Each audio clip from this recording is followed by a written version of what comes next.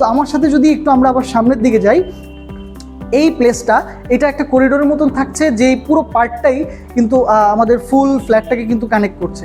So এই সার্কুলেশনটা very important, যার কারণে আমরা এই সার্কুলেশনের মধ্যে কোথাও কোনো ফার্নিচার প্লেস করি নাই, কিন্তু এই সার্কুলেশনের ঠিক লেফট সাইডে আমরা যদি যাই, এই জায়গাটাতে আমরা একটা ডাইনিং ওয়াগনের প্ল্যান রেখেছি, যেটা কিন্তু আমরা লাইট গ্রে অ্যান্ড হোয়াইটের কম্বিনেশনে রেখেছি। এবং সেক্ষেত্রে আমরা কিন্তু ট্রাই করেছি যে ব্ল্যাক অ্যালয়ের আমাদের যে হচ্ছে হ্যান্ডেলসগুলো হয়, প্রোফাইল হ্যান্ডেল অ্যান্ড হচ্ছে প্রোফাইল এজিংগুলো আমরা এখানে ইউজ করার চেষ্টা করেছি। পাশাপাশি এখানে ডায়মন্ড কাট মিরর এবং মানে সব কিছু মিলিয়ে একটা খুব চমৎকার ব্যালেন্স এখানে ক্রিয়েট হয়েছে।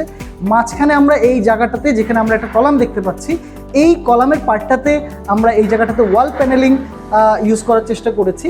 পাশাপাশি এসিকে ব্যালেন্স করাটা কিন্তু ভেরি ইম্পর্টেন্ট, যেহেতু এটা একটা 2400 স্কোয়ার ফিটের ফ্ল্যাট। সো এই পুরো ফ্ল্যাটের মধ্যে কিন্তু একই সাথে এসিগুলোকেও কিন্তু ব্যালেন্স করাটা ভেরি ইম্পর্টেন্ট। সো আমরা এখানে যেটা করেছি, এখানে একটা ফোল্ডিং পার্টিশনের আমরা সিস্টেম রেখেছি। এই সাইডটাতে আমরা 2টা পার্টিশন রাখছি এবং এই সাইডটাতে আমরা কিন্তু 3টা পার্টিশন রাখছি, যেটা ফোল্ড করলে আসলে পুরো জায়গাটা একসাথে অ্যাটাচ হয়ে যাবে। আবার যখন হচ্ছে এসি চালানো হবে অথবা হচ্ছে সেপারেট করা দরকার হবে, প্রাইভেসি দরকার হবে, তখন জাস্ট পার্টিশনটা টেনে দিলেই এই জায়গাটা কিন্তু একসাথে হয়ে যাচ্ছে।